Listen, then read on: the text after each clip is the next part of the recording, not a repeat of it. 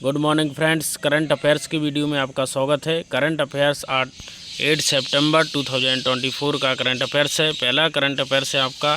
पहला क्वेश्चन है, हाल ही में अंतर्राष्ट्रीय पुलिस सहयोग दिवस कब मनाया गया? 5 सितंबर, 7 सितंबर, 6 सितंबर, या इनमें से कोई नहीं। तो इसका सही आंसर होगा 7 सितंबर। इसके बारे में कुछ जानकारी ले लेते हैं। अंतर्राष्ट्रीय पुलिस सहयोग दिवस 7 सितंबर को प्रतिवर्ष आयोजित किया जाता है। संयुक्त राष्ट्र संघ के द्वारा, यूएन के द्वारा इसे आयोजित किया जाता है। यह इंटरपोल की स्थापना को मनाने, शांति, सुरक्षा, न्याय बनाए रखने में दुनिया भर से कानून प्रवर्तन की भूमिका को उजागर करने के लिए बनाया गया है। इंटरपोल एक ऐसा संगठन है जो विश्व भर के क्रिमिनलों को पकड़ने का और उनके क्राइम को उजागर करने का काम करता है। एक इंटरनेशनल संगठन है जो कि क्रिमिनल से निपटने में सहयोग करता है। कुछ इम्पोर्टेंट जो दिवस हैं उन्हें जान लेते हैं। इम्पोर्टेंट डेज कौन कौन से हैं? 1 सितंबर को इंडिया पोस्ट पेमेंट बैंक के नाम से के दिवस के रूप में मनाया जाता है। यानी 1 सितंबर को आप देखोगे, 1 सितंबर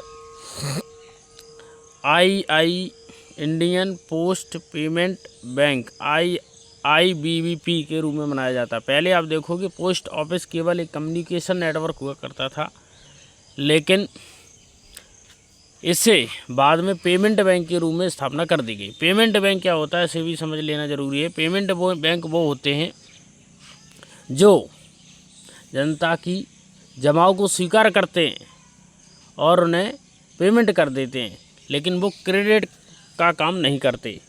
यानी वो क्रेडिट कार्ड जारी नहीं कर सकते, वो डेबिट कार्ड जारी कर सकते हैं। ऐसे बैंकों को पेमेंट बैंक के नाम से जाना जाता है, भुगतान बैंक के नाम से जाना जाता है। यानी जो आपका पैसा ऑलरेडी उसमें जमा है उसी का भुगतान कर सकते, लोन देने का काम नहीं कर सकते। इंडियन पोस्ट पेमेंट बैंक की बात हो रही, पोस्ट ऑफिस की बात यहाँ पर नहीं हो रही है। 2 सितंबर को विश्व नारियल दिवस मनाया जाता है, वर्ल्ड कोकोनट डे मनाया जाता है। और 3 सितंबर को गगनचुंबी इमारत दिवस मनाया जाता है। 5 सितंबर को अंतर्राष्ट्रीय चैरिटी दिवस मनाया जाता है। चैरिटी का मतलब, अगर आपको अस्पताल चलाना है, स्कूल चलाना है, कॉलेज चलाना है, शिक्षण संस्थान चलाना है, तो कम फीस पर आप जनता की भलाई के लिए, लोगों की भलाई के लिए आप काम कर सकते हैं, चैरिटी पे काम कर सकते हैं। गांधीवादी सिद्धांत पर आधारित है। 6 सितंबर को अंतर्राष्ट्रीय पुस्तक वाचन दिवस मनाया जाता है। 7 सितंबर को 7 सितंबर को अंतर्राष्ट्रीय गिद्ध जागरूकता दिवस मनाया जाता है। आपको पता है कि जो गिद्ध हैं, जो वल्चर हैं, उनकी संख्या निरंतर कम होती जा रही, वल्चर्स की संख्या, और इसलिए वल्चर को इंडेंजर्ड कैटेगरी में शामिल किया गया। UNEC United Nation Conservation of Nature and Natural Resource. हाल ही में इसरो पर the Hindu coffee table book का विमोचन किया गया है। निम्नलिखित में से इसके संबंध में कौन सा सही है? S जयशंकर, अश्विनी वैष्णव, S सोमनाथ। निम्नलिखित में से किसने किया इस पुस्तक का विमोचन? क्या नाम है? The Hindu coffee table book. तो इसका सही आंसर है S सोमनाथ। S सोमनाथ कौन है? ये इसरो के चेयरमैन है। इसरो के चेयरमैन। यहाँ पे जो आपको फ़ोटो दिख रही है, ये जो फ़ोटो दिख रही है वो S सोमनाथ की है। जयशंकर कौन है? फॉरेन मिनिस्टर है, एक्सटर्नल अफेयर्स मिनिस्टर है। अश्विनी वैष्णव रेल मंत्री हैं, और S सोमनाथ जो है इसरो के चेयरमैन है। यहाँ पे देखते हैं, भारतीय अंतरिक्ष अनुसंधान संगठन के अध्यक्ष S सोमनाथ ने 5 सितंबर 2024 को the Hindu group of publication द्वारा प्रकाशित copy table book ISRO exploring new frontiers to the moon the sun beyond का विमोचन किया है। नेक्स्ट क्वेश्चन देखेंगे। हाल ही में किसे नई दिल्ली में घोषित व्यापार सुधार कार्य योजना 2022 की 2 श्रेणियों में टॉप अचीवर का पुरस्कार दिया है? तो दिल्ली में इसकी घोषणा की गई है। और इसकी 2 श्रेणियां हैं, और इसमें से कौन सा जो राज्य है इस दोनों श्रेणियों में टॉप अचीवर है, मतलब टॉप अचीवर की श्रेणी में शामिल है? ऐसा राज्य उत्तर प्रदेश। उत्तर प्रदेश के बारे में थोड़ा सा जान लेते हैं। यहाँ के मुख्यमंत्री हैं योगी आदित्यनाथ। उत्तर प्रदेश की कैपिटल है लखनऊ। ये CM योगी आदित्यनाथ। और गवर्नर है आनंदीबेन पटेल। गवर्नर है आनंदीबेन पटेल। कमेंट बॉक्स में आप मध्य प्रदेश की चीफ मिनिस्टर और मध्य प्रदेश की गवर्नर के बारे में बताएं। कुछ इम्पोर्टेंट फैक्ट उत्तर प्रदेश के बारे में जान लेते हैं। उत्तर प्रदेश के मुख्यमंत्री ने राज्य में 18 फुटबॉल स्टेडियम बनाने की घोषणा की, यानी उत्तर प्रदेश में 18 फुटबॉल स्टेडियम बनाए जाएंगे। उत्तर प्रदेश सरकार आईटी और आईटीएस हब में 33,500 करोड़ निवेश करेगी, यानी टोटल निवेश होगा 33,500 करोड़। उत्तर प्रदेश के मुख्यमंत्री ने लखनऊ में सशस्त्र पुलिस बल। उत्तर प्रदेश सरकार ने नई सोशल मीडिया नीति शुरू की। उत्तर प्रदेश के 8 रेलवे स्टेशनों के नाम बदले गए। उत्तर प्रदेश सरकार ने संस्कृत विद्यालयों के सभी छात्रों को छात्रवृत्ति देने की घोषणा की। उत्तर प्रदेश यानी ताकि संस्कृत को बढ़ावा किया जा सकते, संस्कृत शिक्षा को बढ़ावा दिया जा सकते। उत्तर प्रदेश सरकार ने धर्मांतरण विरोधी कानून में संशोधन किया। उत्तर प्रदेश सरकार ने महात्मा बुद्ध कृषि एवं प्रौद्योगिकी विश्वविद्यालय का शिलान्यास कुशीनगर में किया। ये सबसे ज़्यादा इम्पोर्टेंट है कि महात्मा बुद्ध कृषि एवं प्रौद्योगिकी विश्वविद्यालय कहाँ है, तो कुशी। नेक्स्ट क्वेश्चन देखेंगे यहाँ पर, हाल ही में किसके द्वारा लिखित पुस्तक the heart and the art of the teaching का विमोचन किया गया? दुबरी सुब्बाराव, बी पुरुषोत्तम, आर बाला सुब्रमण्यम, इनमें से कोई नहीं। तो इसका जो सही आंसर है वो बी पुरुषोत्तम। यहाँ पर देखेंगे हम a journey from black gold to white gold नामक पुस्तक कुलदीप गुप्ता ने लिखी है। बहुत इंपॉर्टेंट बुक है। The journey from black gold to white gold Kuldeep Gupta की पुस्तक है। तरुण चुग के द्वारा लिखित पुस्तक का नाम है Modi's governance triumph to reshaping India's path 2 prosperity.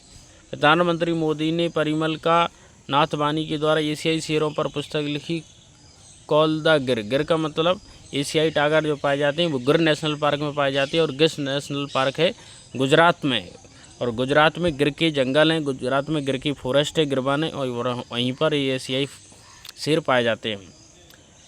Sudipta Sen Gupta ने अपना संस्करण। इस क्वेश्चन देखेंगे, हाल ही में किसने विश्व बधिर चैंपियनशिप में विश्व रिकॉर्ड के साथ स्वर्ण पदक जीता है? यानी बधिर का मतलब होता है कि जिसे विकलांगता का एक स्तर माना जाता है, इसे बोलने में कुछ समस्या आती है। कपिल परमार, ज्योति बेरवाल, सौर सैनी। तो इसका जो सही आंसर हो जाएगा वो हो जाएगा सौर सैनी। इसका एक्सप्लेनेशन समझ लेते हैं थोड़ा सा। सौर सैनी ने शुक्रवार को पुरुषों की 50 मीटर राइफल में 3 पोजीशन स्पर्धा में 452.4 स्कोर के साथ विश्व बधिर चैंपियनशिप का रिकॉर्ड अपने नाम किया। हाल ही में कौन एशियाई ओलंपिक परिषद के पहले भारतीय अध्यक्ष बने? ये बहुत ही ज़्यादा इंपॉर्टेंट क्वेश्चन है, आईएमपी क्वेश्चन है, क्योंकि पहली बार जो काम होता है वो बहुत ही ज़्यादा इंपॉर्टेंट होता है। भरत शेष बने, रणधीर सिंह बने, अरविंद बड़ेरा बने, इनमें से कोई नहीं। एशियाई ओलंपिक परिषद, यहाँ पर चर्चा हो रही है एशियाई ओलंपिक परिषद कौन उसका पहला भारतीय अध्यक्ष या चेयरमैन बना? सही आंसर हो जाएगा रणधीर सिंह। यहाँ पर कुछ इम्पोर्टेंट फैक्ट्स को भी जान लेते हैं, करंट अफेयर्स से ही है। ताहिर जमान को पाकिस्तान की हॉकी टीम का मुख्य कोच चुना गया है। ताहिर जमान पाकिस्तान की हॉकी टीम के मुख्य कोच हैं। नेपाल लिमिटेड के अगले सीएमडी यानी चीफ मैनेजिंग डायरेक्टर के रूप में अरविंद बड़ेरा को नामित किया गया है। शरद कमल को ITTF फेडरेशन का राजदूत नियुक्त किया गया है। नीरज चोपड़ा आसमान खुराना को IFCCI का यूथ आइकन नामित किया गया है। दलजीत सिंह चौधरी को BSF का DG नियुक्त किया गया है, डायरेक्टर जनरल। RS भाटी को CISF का DG नियुक्त किया गया है। V श्रीनिवासन को नया NSG महानिदेशक नियुक्त किया गया, national security guard. Shri Ram capital private limited ने सभाश्री को अपना CMD एवं CEO नियुक्त किया है। नेक्स्ट चलेंगे, हाल ही में किस देश ने स्वतंत्रता दिवस मनाया है 7 सितंबर को? यानी किस वह कौन सा देश है जिसने 7 सितंबर को अपना स्वतंत्रता दिवस इंडिपेंडेंस डे मनाया है? श्रीलंका, म्यांमार, ब्राज़ील, इनमें से कोई नहीं। सही आंसर हो जाएगा ब्राज़ील। ब्राज़ील का स्वतंत्रता दिवस 7 सितंबर को मनाया जाता है प्रतिवर्ष। ब्राज़ील 7 सितंबर 1882 को ब्राज़ील को पुर्तगाली से आज़ादी मिली थी। इसी दिन को सेते डी सेतेम्ब्रावो स्टेट डी स्टेम्ब्रो के नाम से भी जाना जाता है। यानी 7 सितंबर 1882 को ब्राज़ील को पुर्तगाली से आज़ादी मिली। यानी ब्राज़ील जो पुर्तगाल का कॉलोनी हुआ करता था उसे 7 सितंबर 1882 को आज़ादी मिली। यहाँ पर हम मैप के जरिए ब्राज़ील को देख रहे होंगे। ब्राज़ील को जब हम देखते हैं तो हम देखते हैं कि ब्राज़ील की ये लोकेशन है साउथ अमेरिकन कॉन्टिनेंट के अंतर्गत सबसे बड़ा देश आपको ब्राज़ील ही देखने को मिलेगा। ये ब्राज़ील है और ब्राज़ील में ही आपको दुनिया के सबसे घने और बड़े फॉरेस्ट अमेजन फॉरेस्ट देखने को मिलेंगे। यहाँ पर ही विश्व का सबसे बड़ा स्नैक एनाकोंडा आपको देखने को मिलेगा। यहीं पर आपको कहा जाता है कि सबसे अमेजन रिवर यहाँ पर देखने को मिलेगी, जो विश्व की सबसे बड़ी लार्ज रिवर है देखने को मिलेगी। यहाँ के जो फॉरेस्ट हैं उन्हें विश्व का लंग्स यानी फेफड़ों के नाम से जाना जाता है ब्राज़ील के अंतर्गत। यहाँ पर देखिए आप, ये ब्राज़ील है। यहाँ पर ब्राज़ील को आप देखिए, ब्राज़ील का नेशनल फ्लैग है और ये ब्राज़ील के पड़ोसी देश हैं। यहाँ पर ब्राज़ील के पड़ोसी देशों को आप देखेंगे तो आपको दिखेंगे Suriname, Guyana, Colombia, Ecuador, Peru, Bolivia, Paraguay, Uruguay. ये ब्राज़ील के आपको ब्राज़ील के संबंध में समझते हैं। ब्राज़ील की कैपिटल ब्राज़ीलिया है। करेंसी ब्राज़ीलियन रियल है। प्रेसिडेंट लूला डा सिल्वा है। आगे चलेंगे। ब्राज़ील के सुप्रीम कोर्ट ने सोशल मीडिया प्लेटफॉर्म एक्स को निलंबित कर दिया है। तो ब्राज़ील अभी वो देश है जिसने हाल ही में एक्स यानी ट्विटर का परिवर्तित रूप है, जिसके ओनर हैं एलन मस्क, उन्होंने इसे खरीद लिया। तो ब्राज़ील ने एक्स को बैन कर दिया, वहाँ पे निलंबित कर दिया, बैन। अब सोशल मीडिया प्लेटफॉर्म एक्स का यूज़ ब्राज़ील में नहीं किया जाएगा। भारत ने ब्राज़ील को G20 की अध्यक्षता सौंपी है। वीज़ा द्वारा ब्राज़ील को फिनटेक प्लेटफॉर्म पिस्मो को $1 अरब में खरीदने की घोषणा की। अंतर्राष्ट्रीय सौर ऊर्जा गठबंधन का सदस्य बना है। ब्राज़ील की अगर बात की जाए तो ब्राज़ील जो है अंतर्राष्ट्रीय सौर ऊर्जा गठबंधन का पूर्णकालिक सदस्य बन गया है। ब्राज़ील के लैंडस्केप गार्डन सिटियो वर्ल्ड मार्स को यूनेस्को की विश्व धरोहर सूची में दर्जा प्राप्त हुआ है। यानी ब्राज़ील के जो लैंडस्केप गार्डन है उसे सिटियो। हाल ही में भारत ने अग्नि 4 बैलिस्टिक मिसाइल का सफल परीक्षण कहाँ किया? कर्नाटक, ओडिशा, राजस्थान। तो इसका सही आंसर हो जाएगा ओडिशा। यहाँ पर ओडिशा के बारे में समझते हैं। ओडिशा, इसकी कैपिटल है भुवनेश्वर। मुख्यमंत्री है मोहन चरण मांझी और रघुराम दास गवर्नर हैं यहाँ के। राष्ट्रपति द्रौपदी मुर्मू ने ओडिशा में उदयगिरी गुफाओं का दौरा किया है। सुरमा पाड़ी ओडिशा की विधानसभा की दूसरी महिला अध्यक्ष बनी हैं। केंद्रीय मंत्री धर्मेंद्र प्रधान ने ओडिशा के संबलपुर में भारत के पहले स्किल इंडिया सेंटर का उद्घाटन किया है। ओडिशा में गुप्तेश्वर वन, मैं यहाँ पे घूम के भी आया हूँ गुप्तेश्वर वन में। ओडिशा में गुप्तेश्वर वन को जैव विविधता बायोडायवर्सिटी विरासत स्थल घोषित किया गया है। भुवनेश्वर में बारामुंडा ISFBT का नाम बदलकर BR अम्बेडकर कर दिया गया है। ओडिशा के रेड आंट चटनी, ये बहुत ही ज़्यादा इम्पोर्टेंट है। लाल चीटी की चटनी जो बनाई जाती है, रेड आंट चटनी, काई चटनी को GI टैग मिला है। ओडिशा की मनीषा पांडे भारत की पहली वोमेन एड डी कैंप बन गई हैं। हाल ही में मनीष कुमार गुप्ता को किस राज्य का मुख्य सचिव नियुक्त किया गया? तेलंगाना, कर्नाटक, अरुणाचल प्रदेश, इनमें से कोई नहीं। तो इसका सही आंसर हो जाएगा अरुणाचल प्रदेश। नेक्स्ट देखेंगे। अरुणाचल प्रदेश की कैपिटल है ईटानगर। CM है प्रेमा खांडू, गवर्नर है KT परनायक। प्रदेश के बारे में कुछ इंपोर्टेंट तथ्य भी जान लेते हैं। अरुणाचल प्रदेश ने परीक्षा में अनुचित साधनों को रोकने के लिए विधेयक पारित किया है। 100% घरेलू नल जल कनेक्शन हासिल करने वाला उत्तर पूर्व का पहला राज्य बन गया। ये सबसे ज़्यादा इंपॉर्टेंट फैक्ट है यहाँ पे कि उत्तर पूर्वी राज्यों की श्रेणी में अगर देखा जाए, नॉर्थ ईस्ट के स्टेटों में हर घर को नल से जल प्रोवाइड करने वाला नॉर्थ ईस्ट का पहला राज्य बन गया उत्तर प्रदेश। 100% घरेलू नल जल कनेक्शन हासिल करने वाला पहला उत्तर पूर्वी राज्य अरुणाचल प्रदेश बन गया है। तवांग चुकू टाइड्स इंटरनेशनल क्या क्याकिंग चैंपियनशिप 2024 को अरुणाचल प्रदेश में आयोजित हुई थी। अरुणाचल प्रदेश के आधे कैकर हस्त निर्मित कालीन एवं बांचो शिल्प को जीआई टैग मिला। पवन कुमार सेन को अरुणाचल प्रदेश का मुख्य निर्वाचन अधिकारी नियुक्त किया गया है। वार्षिक सार अमरतला गोतर्या महोत्सव अरुणाचल प्रदेश में मनाया गया। अरुणाचल प्रदेश के मंत्रिमंडल में विशेष बाघ सुरक्षा बल को मंजूरी दी गई है। हाल ही में आईआईटी ने विमान शिक्षा को बढ़ावा देने के लिए एयरबस के साथ साझेदारी की। IIT Mumbai, IIT Guwahati, IIT Delhi, इनमें से कोई नहीं। इसका जो सही आंसर होगा वो आएगा आईआईटी गुवाहाटी। नेक्स्ट क्वेश्चन यहाँ पे देखेंगे।